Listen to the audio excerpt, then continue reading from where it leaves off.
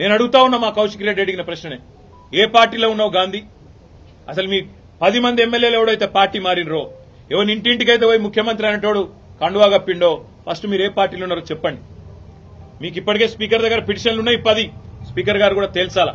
ఇవన్నీ కాదు, ఇవేమీ లేదు, మేము రైతు రుణమాఫీ మీద అడిగితే, లేదా వరద బాధితుల తరఫున ప్రశ్నిస్తే, లేదా రైతు బంధు ఎప్పుడేస్తావని అడిగితే, మహిళా సోదరిమణులకు 2500 ఎప్పుడు ఇస్తావని అడిగితే, లేదా పెన్షన్లు ఎప్పుడు పెంచుతావని అడిగితే, 100 రోజుల్లో గ్యారంటీలు అమలు చేస్తా అన్న సన్నాసి ఎక్కడ తెచ్చిండు ముఖ్యమంత్రి అని అడిగితే తట్టుకోలేక హెడ్లైన్ మేనేజ్మెంట్ కోసం, అటెన్షన్ డైవర్షన్ కోసం ఒక దిక్కు హైడ్రా అని హైడ్రామా, ఇంకో దిక్కు ఈ రకంగా ఎమ్మెల్యేల ఇంటి మీదకే గూండాలను పంపడం అంటే దీనికంటే సిగ్గుచేటు ఇంకొకటి ఉండదు.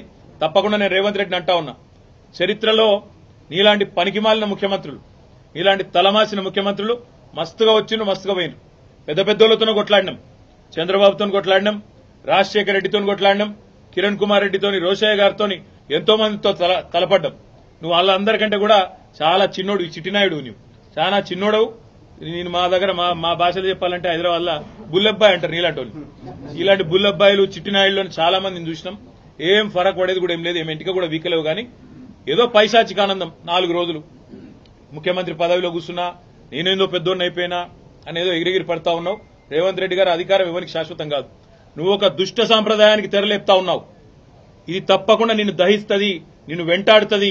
రేపు నువ్వు పదవిలోకి దిగిపోయినాక తప్పకుండా నువ్వు ఈరోజు ఏదైతే దుష్ట సాంప్రదాయాలు నెలకొల్పుతున్నావో ఇవన్నీ నీకే చుట్టుకుంటాయనే మాట కూడా నేను వారిని హెచ్చరిస్తా ఉన్నా.